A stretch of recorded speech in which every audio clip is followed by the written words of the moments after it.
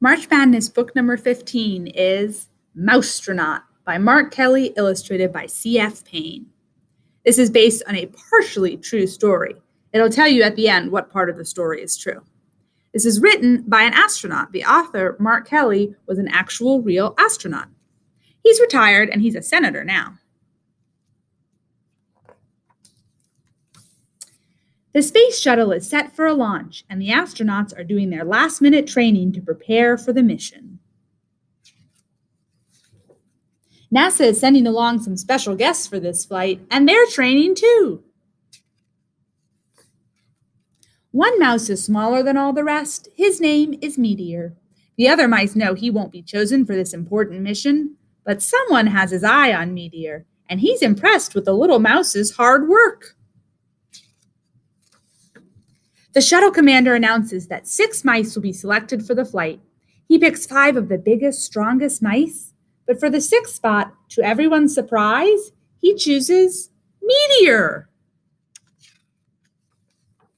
All 6 are taken to their new home, a special cage called the Mouse Hotel. The other mice are nervous as the countdown begins, but not Meteor. 10, 9, 8, 7, 6, 5, 4, 3, 2, 1, liftoff! At first, the mice are pressed flat against their cages by the power of the launch, but then the pressure goes away. The other mice cling to their cage in terror, but not Meteor. He loves the feeling of weightlessness. "Hey, little guy," the commander says, "you're a natural, a real live Mousetronaut." Meteor is taken from his cage and gets a tour of the shuttle. He can even see the Earth way off in the distance. The astronauts are all very busy during the 14-day flight. There are spacewalks to take and experiments to conduct. But what can Meteor do to help? Then, while answering email, one of the astronauts notices the key to the control panel stuck between the monitors. When he tries to get it out, it accidentally gets wedged farther down. "This isn't good," says the commander. "We need that key back." One astronaut tries to move the monitor. It doesn't budge.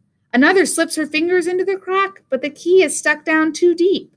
One even tries pushing it out with a long piece of metal, but with no luck. No one can reach it. The astronauts are getting worried, but as they discuss the problem, a tiny figure has an idea. "Being the smallest isn't a bad thing," Meteor says to himself. "Maybe I can be useful on this flight."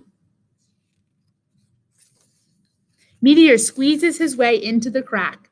The space is dark and cramped, but Meteor spots the key and tugs at it with all his might. "Hey, look what our tiny friend has done," the commander says. "He saved the mission." When the shuttle returns to Earth, Meteor is declared a hero. He's even given a brand new uniform and an official title, Mousetronaut. All the astronauts cheer and applaud, but Meteor is already thinking about his next big mission. The end. Isn't that a cute story?